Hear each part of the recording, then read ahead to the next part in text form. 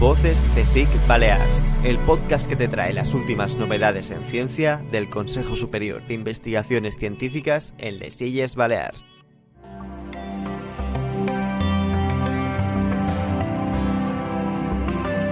Bienvenidos, soy Adrián García, técnico de Comunicación y Divulgación en el IFISC, el Instituto de Física Interdisciplinar y Sistemas Complejos. Y yo soy Pablo Rodríguez Ros, responsable de Cultura Científica y Relaciones Institucionales de la representación del CSIC en las Illes Balears. Y hoy os traemos el cuarto episodio de nuestro podcast Voces CSIC Balears, un espacio en el que queremos presentarte las voces de nuestros investigadores e investigadoras y en el que tú también tendrás mucho que decir. Saludamos a nuestro científico de hoy, Juan Fernández. Juan es licenciado en Física por la Universidad de Barcelona y doctor en Física por la Universidad de les Illes Balears. ¿Qué tal, Juan? Muy bien, contento de estar aquí. Bueno, encantado de tenerte con nosotros. Y no solo eso, después de sus estudios ha trabajado como investigador postdoctoral en la Harvard School of Public Health y en el IMEDEA, el Instituto Mediterráneo de Estudios Avanzados, siendo a día de hoy investigador postdoctoral en el IFISC.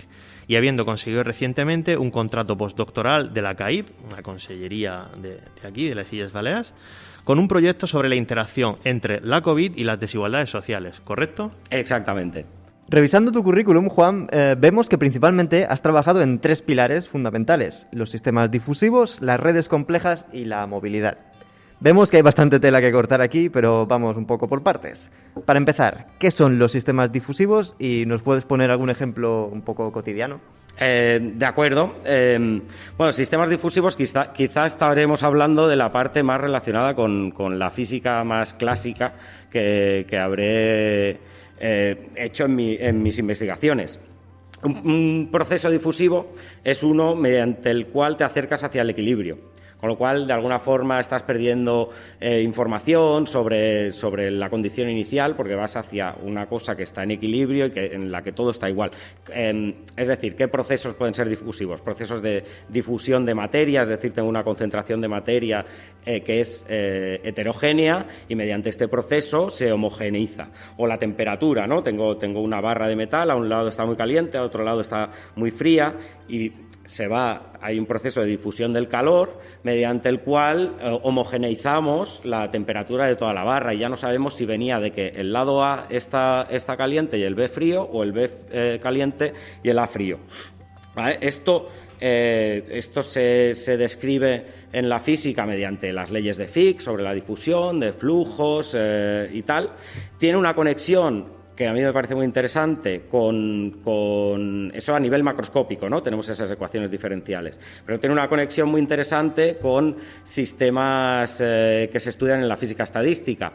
Si tú coges un caminante aleatorio, que es un modelo que nos gusta mucho aquí en el IFISC, porque se puede resolver muchas cosas, es parecido a lo que haría un oscilador armónico en la física, que siempre se estudia mucho porque se puede resolver, entonces como podemos le damos. No, pero además un caminante aleatorio es, digamos, puedes imaginarte una partícula que se mueve en una dirección hasta cierto tiempo en línea recta y de repente pues cambia de dirección y se mueve otro pedazo del tiempo en línea recta y va haciendo este camino aleatorio. Si tienes muchas partículas que hacen esto, como en un gas, lo que tienes es que a nivel macroscópico observarás difusión.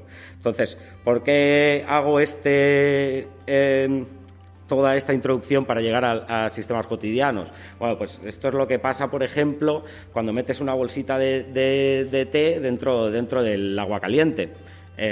Pues ves cómo esas partículas que están saliendo de las hojas de té empiezan a difundir y al principio tú puedes ver que salen de allí, de la bolsita de té. Cuando ya está todo infusionado, el proceso de difusión pierdes esa condición inicial y ya todo es igual. Entonces, querría ir a un ejemplo más cotidiano todavía. Entonces, si estás en una sala que no haya corrientes y a alguien pues se le escapa un pedo, ¿no? Pues el pedo también va a difundir y tiene todas estas características también. Es decir, si es al principio y estás al lado de quien lo ha soltado, pues sabes cuál es la condición inicial, ¿no? Pero al cabo del rato, y si hay mucha gente, supongo que os ha pasado de decir, ¿y esto quién ha sido? ¿Dónde viene? Claro. Sí, nos ha pasado. Y bueno, eso hay muchos ejemplos más, ¿no? Y nosotros, volviendo a una parte más académica, en lo que yo he estudiado difusión, no son esos ejemplos tan clásicos, sino que lo he estudiado para modelos de opinión, cómo difunde una opinión en la sociedad. Hay un modelo que igual luego hablamos un poco más de él, que es el modelo del votante, que lo hemos usado mucho aquí, que tiene unas características muy peculiares en cuanto a que es exactamente difusivo, se puede describir macroscópicamente con esas ecuaciones que usábamos para el calor. Y lo usamos en un sustrato no clásico, porque el sustrato ahora es una sociedad, lo que se está difundiendo es una opinión o la densidad de que la gente piense una cosa u otra. Y bueno, me parece muy interesante a mí. No, de hecho es súper interesante. Y yendo un poco a otro campo, hoy en día, bueno, por suerte o por desgracia, ¿no? Escuchamos constantemente conceptos de epidemiología, ¿no? Como el R0, periodo de incubación, los brotes, las olas. Sin embargo, antes de que la COVID inundara nuestras vidas, pues ya habías trabajado tú en concreto en temas relacionados con enfermedades, ¿no? Como por ejemplo, pues puede ser analizando el riesgo de enfermedades de infecciones nosocomiales en la red hospitalaria de Estados Unidos. Incluso, como decíamos antes, cuando estuviste en tu etapa en Estados Unidos, estuviste haciendo un postdoc en un centro de salud en Harvard. ¿Qué puede aportar un físico a este tipo de problemas más cercanos a las ciencias de la salud? Mucha gente se le estará preguntando eso, ¿no? Que en plan, ¿qué hace un físico haciendo esto, ¿no? ¿Qué nos puedes contar sobre este estudio en concreto? Sí, bueno, del estudio de epidemias, bueno, primero decir que un físico en temas de salud o de medicina es mucho más amplio que las pequeñas aportaciones que yo he podido hacer en un campo concreto, ¿no? Dentro de la física médica física médica se estudia, de hecho, en la carrera de medicina, y en principio las leyes físicas te tienen que dar la base para la comprensión de pues cómo funciona el cuerpo humano, cómo funcionan las enfermedades a un nivel, ya digo, básico. En neurociencia hay muchos físicos metidos haciendo cosas súper interesantes sobre cómo funciona el cerebro, y nos está dando mucha información o insights sobre cómo hacer la computación del futuro, ¿no? Y la inteligencia artificial. Pero volviendo a lo que me decías de la física respecto a epidemias o enfermedades más o menos transmisibles, aquí nos vamos a un cruce de caminos, me parece muy, muy, muy atractivo, en el que tienes medicina, pero tienes la parte de salud pública de la medicina, que debería encajarse dentro del terreno de las ciencias sociales. Y ahí entramos los físicos o incluso matemáticos aplicados, computer scientists, que no sé exactamente cómo se dice en castellano. Ciencias de la computación, sí. Ciencias... Creo que no tenemos el término.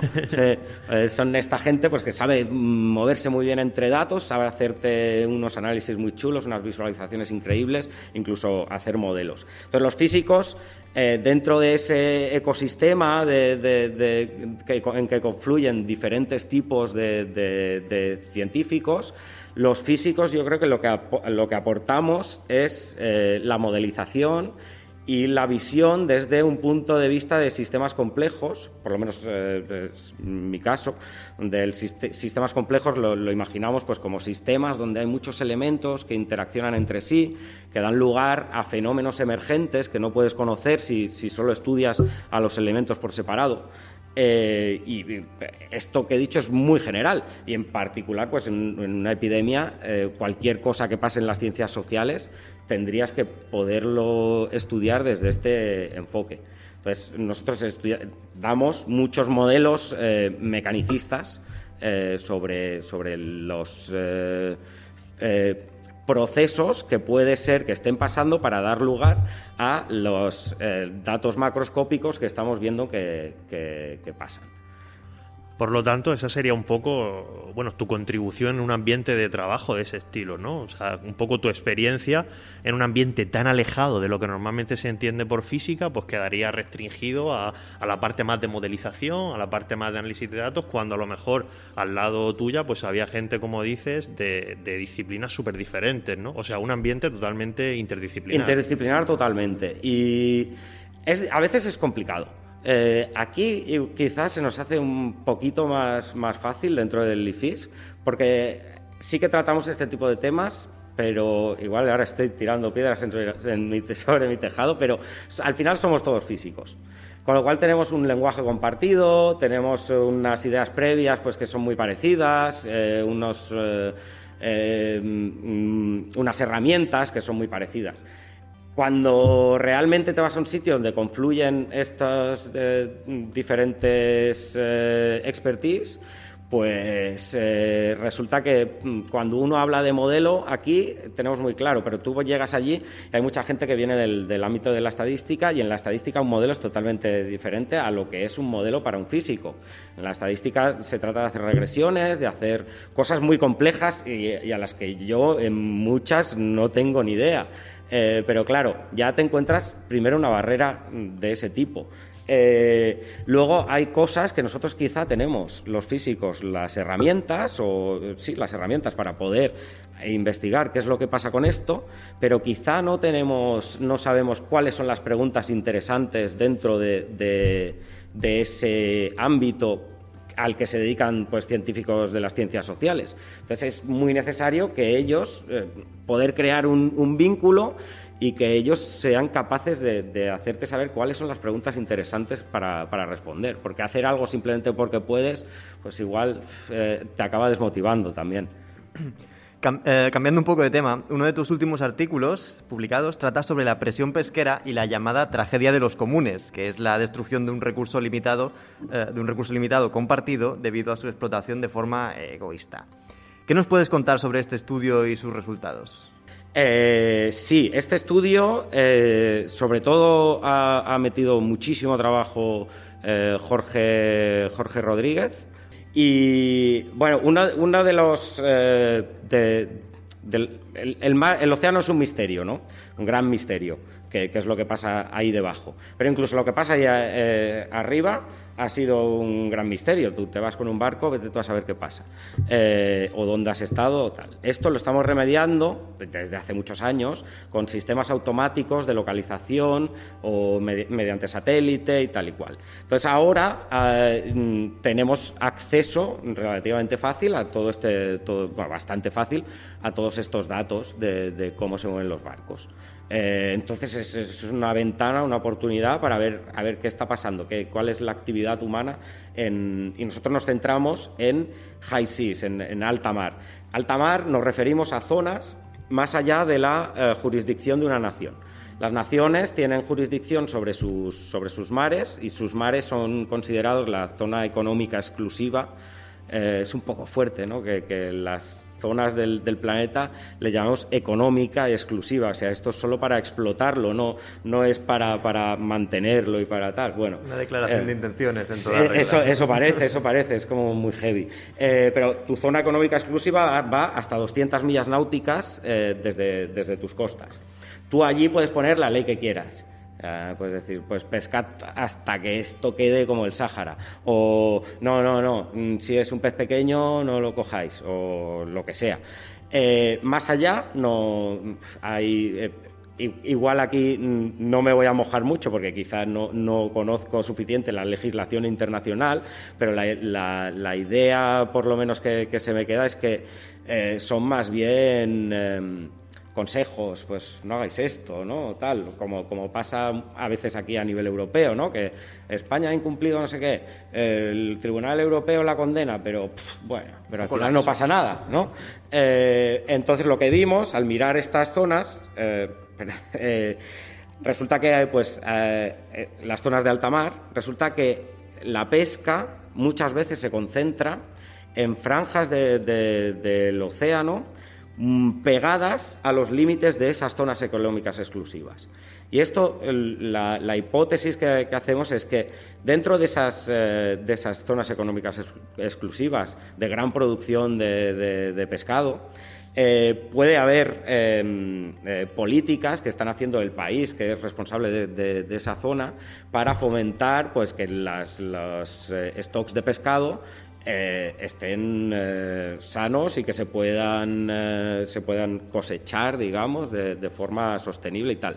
Pero todo ese esfuerzo, como los peces no ven dónde está el límite de la zona económica exclusiva, se salen, y ese esfuerzo es del que están rapiñando, digamos, otras naciones y esquilmando lo que tú puedes hacer desde tu zona económica exclusiva. Creo que hicimos varias cosas más y tal, pero creo que ese es el mensaje más potente de este artículo. O sea, yo aquí como oceanógrafo sí que diría una cosa para que la gente se imagine lo grandes que son en superficie las zonas de exclusividad económica. Un país como Estados Unidos, ¿vale? O sea, la zona exclusiva económica marina de Estados Unidos es más grande que toda la superficie terrestre de Estados Unidos. O sea, Estados Unidos en kilómetros cuadrados gestiona más mar que tierra, ¿vale? Para que la gente se haga una idea de la magnitud en cuanto a superficie que estamos hablando, ¿no? Y bueno, y muchos de tus artículos tratan pues temas un poco como este, ¿no? Que son ciertamente sensibles porque tienen bastante relación o implicación con la política, ¿no? Como hablabas de las zonas de high seas, que ahora las Naciones Unidas tiene el ojo muy puesto en ellas porque quieren que se creen super reservas marinas internacionales en estas zonas. Este mismo trata sobre política, otro trabajo tuyo trata sobre política y comercio internacional, pero también has publicado sobre modelos de votantes, como hemos hablado antes un poco de manera sucinta, gestión hospitalaria, que ya hemos hablado bastante, políticas para contener infecciones en Sierra Leona. ¿Hasta qué punto debería estar presente la ciencia y sus aplicaciones, tanto en la política como en la vida pública? Yo creo que mucho más de lo que hay ahora, pero mucho más. Me preguntas hasta dónde. Pues que en casi cada decisión yo creo que tendría que haber un informe, un gabinete o lo que sea, en que te puedan decir esto lo hacemos por esto y esto, que son unos datos y que fuera contrastable como en ciencia, y que los ciudadanos estuviéramos todos informados de cuál es el proceso y por qué se hace esto. Quizá no hasta puntos de mucho detalle, porque hay cosas que, por supuesto, nos van a escapar a muchas personas, a no ser que seamos expertos en el tema, pero por lo menos unas líneas generales. Para esto, lo que me parece es que, bueno, en parte vosotros hacéis que sea posible que quizá llegue en el futuro. ¿Por qué digo vosotros? Porque ya no solo la divulgación, sino la alfabetización científica es esencial, porque esto solo va a venir, va a ponerse allí la ciencia a la hora de las decisiones políticas si hay voluntad, tanto por parte de políticos como de científicos, pero que si hay voluntad de toda la sociedad, porque si no...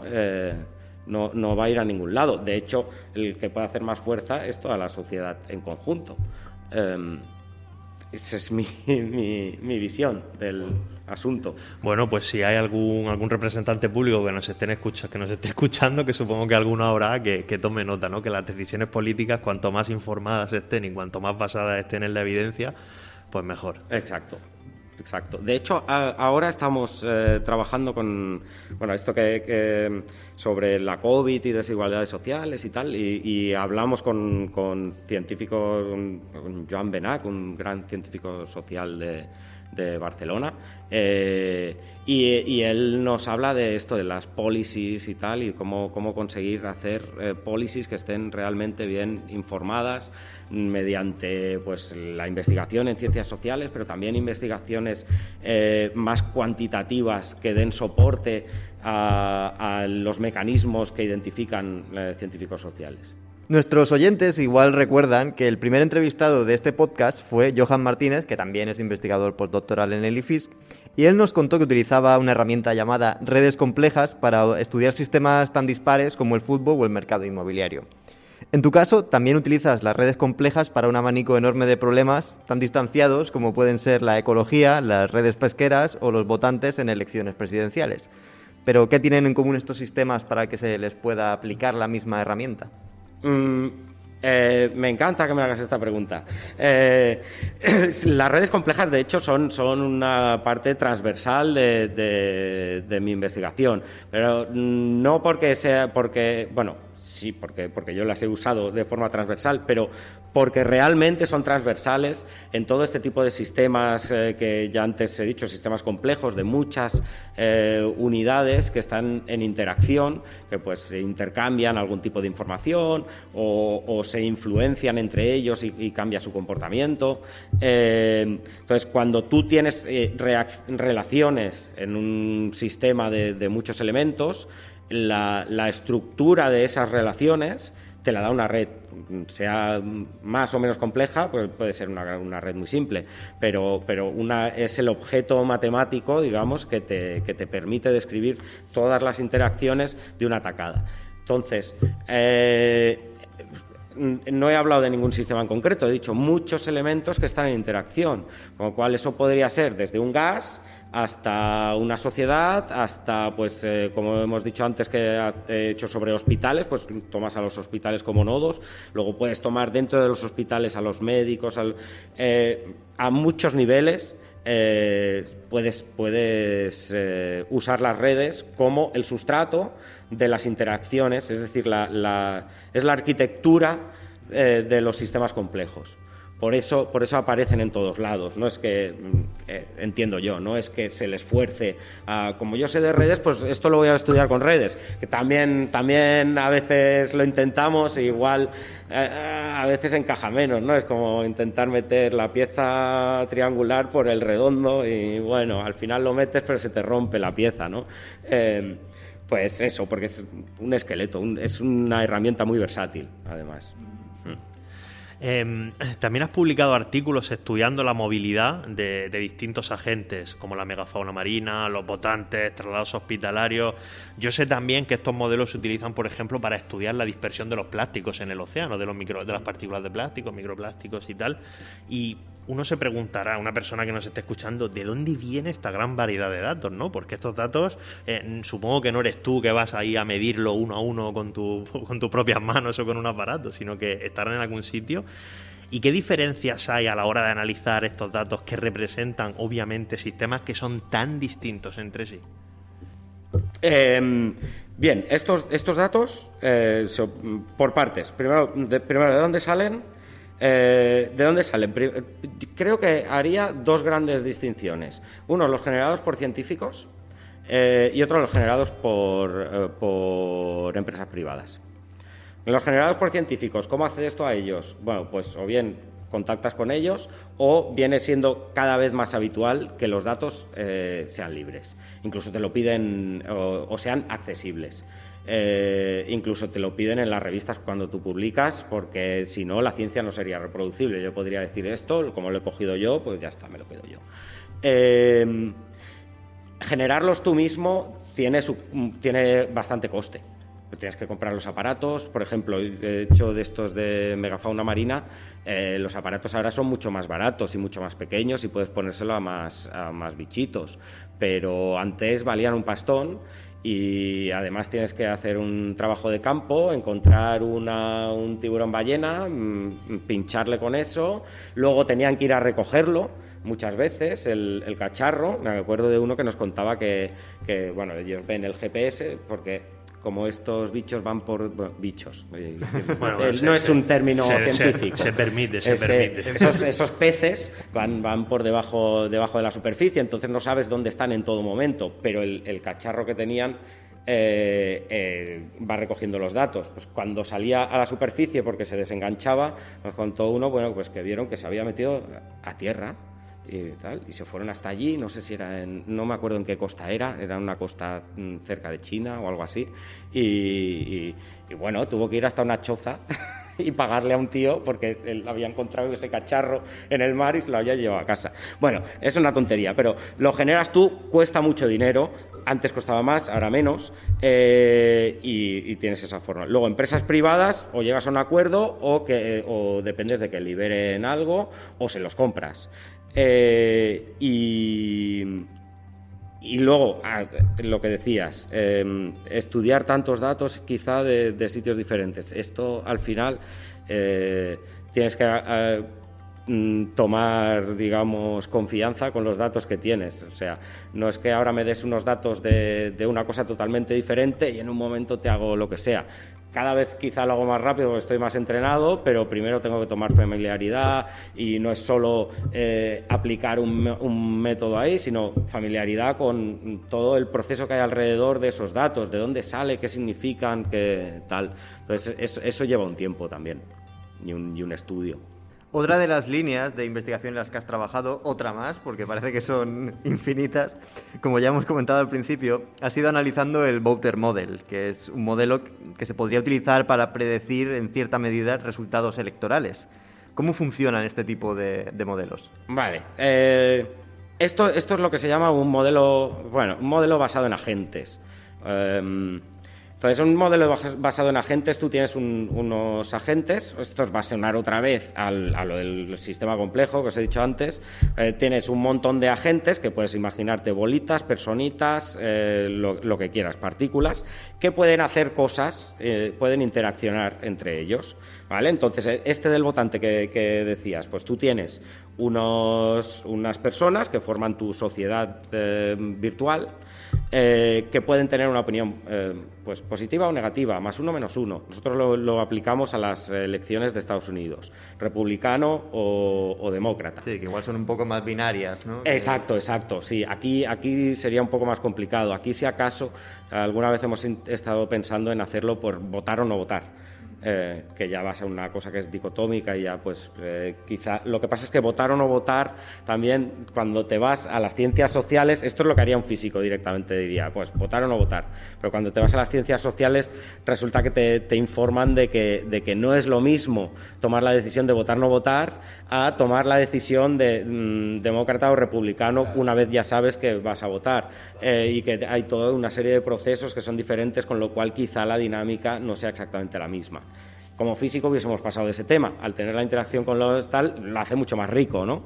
Entonces, ¿qué haces con esos agentes que pueden tener una opinión más uno, menos uno, demócrata, republicano? Defines quién va a hablar con quién, cada cuánto van a hablar y qué van a ser los resultados de esa conversación.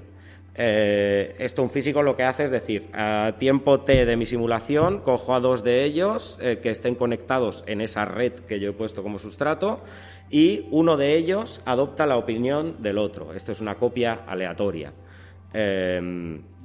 Esto lo que demostramos lo que enseñamos en el artículo al que te refieres es que haciendo esta dinámica tan sencilla y tan tonta de que yo copio aleatoriamente a alguien que yo tengo en mi entorno social,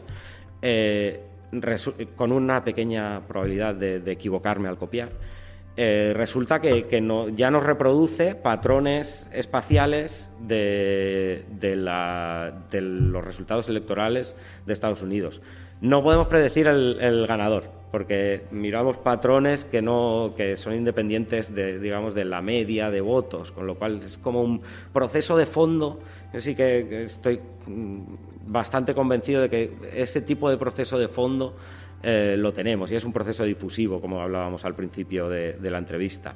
Entonces, tenemos ese proceso en el que quizá incluso de forma inconsciente, nosotros, por estar en un contexto social y tener inputs de muchas personas, casi sin quererlo nos vamos pareciendo a ciertas personas que hay a nuestro alrededor. Quizá no de forma aleatoria, porque también tenemos nosotros nuestras... No somos... va a ser muy difícil llegar hasta una representación total de nosotros computacional, pero tampoco es la idea, porque solo con esto ya podemos reproducir patrones muy heavies, con lo cual quiere decir, yo creo que quiere decir que algo de verdad hay en ese proceso. Bueno, y ya la última pregunta, ya vamos acabando. Hablando un poco de ti, además de haber hecho el postdoc en Boston, has realizado también estancias en Australia, incluso Arabia Saudí, pero has vuelto a las Baleares, ¿no? Donde realizaste también el doctorado. ¿Qué tal fue la experiencia de visitar países tan lejanos y distintos? Y una cosa que le solemos preguntar a los entrevistados y entrevistadas es que ¿dónde te gustaría verte en el futuro? Y bueno, entiende futuro como lo que quieras, Vale. Porque Ahora futuro, decirle futuro a un físico, puede decir, bueno, futuro puede ser dentro. En el futuro yo voy al equilibrio térmico, Claro, ¿no? ¿no? ¿Cuál sería tu equilibrio térmico? Bueno, eso es la muerte, ¿no? Directamente. Pero volviendo al países tan lejanos, una cosa que he hecho mucho de menos de prepandémico son tantos viajes. Y ya no solo por las estancias que he hecho, sino por ir a congresos y tal. Y poder, tampoco es que veas mucho, pero puedes ver en un par de días una ciudad, tal. Luego, estancias que he hecho un poquito más largas, sobre todo los 2 años que estuve en Boston, es lo que más me ha marcado, porque es donde he podido realmente conocer la cultura de un lugar. Es un sitio espectacular. A nivel académico, con un ecosistema de investigación que es brutal y vamos, nada que objetar en ese aspecto. A nivel social es un poco menos atractivo. Quizá por mis características personales o algo, pero bueno, yo siempre me he sentido muy a gusto aquí en las Baleares. Además, por lo menos yo tengo bien con el ecosistema que tenemos de investigación aquí también, me divierto y bueno, es el sitio que he adoptado como el sitio donde quiero vivir o me gustaría vivir. Tengo mis preocupaciones en torno a pues lo de todos, ¿no? La vivienda, la turistificación, pues el cambio climático parece que también afecta bastante. No sé si nosotros vamos a vivir que los veranos ya sean imposibles de vivir aquí y unos inviernos con unas cosas muy extrañas, y entonces vivir en una isla quizá no es la mejor de las opciones. Pero bueno, y en esa dirección también, pues ahora estoy en un momento de la carrera investigadora en el que, pues aquí en el IFIS, pues supongo soy postdoc senior, digamos, y pues esperando asentar, ¿no? Y estabilizar, lo cual sigue, es complicado. Lo ideal sería por la Ramón y Cajal, tal y cual, pero hay muy pocas y hay gente muy buena. Entonces, bueno, eso después de ya unos cuantos años pues empieza a pesar también. Empieza a pesar. No me quiero ir de la isla, pero quizá entre todas estas características que te he dicho, pues entre todas aprieten y tenga que volar de aquí, pero no me gustaría. O sea que si todos esos factores te lo permiten, te gustaría alcanzar en un futuro, llegar incluso hasta tu equilibrio térmico, ¿no? Que has dicho que sería la muerte, sí. en esta isla. Sí, ¿no? sí, por supuesto. Sí. Pues esto sería todo, Juan. Muchas gracias y mucha suerte con tu equilibrio térmico aquí. De acuerdo, gracias. Mucha suerte, Juan, y gracias. Gracias. Espero no haber sido muy pesado. No. Para nada. Y con esto acabamos un episodio más de Voces de SIC Balears. Hoy hemos aprendido cómo las redes complejas permiten a los físicos aproximarse a una gran variedad de problemas que, en principio, no tienen nada que ver con lo que nos viene a la cabeza cuando pensamos en física. Enfermedades infecciosas, la red pesquera mundial, el electorado, animales marinos... La complejidad del mundo acaba siéndolo un poco menos utilizando el enfoque adecuado. Os recordamos que la ciencia que se hace desde el Consejo Superior de Investigaciones Científicas en las Illes Balears no para nunca. Nos seguimos escuchando. Mientras tanto, podéis seguir nuestras novedades en @CSICBalears, en Twitter, Instagram y Facebook. Así que nos vamos y hasta la próxima, mientras la ciencia, como la vida, seguirá abriéndose camino. Voces CSIC Balears, el podcast que te trae las últimas novedades en ciencia del Consejo Superior de Investigaciones Científicas en les Illes Balears.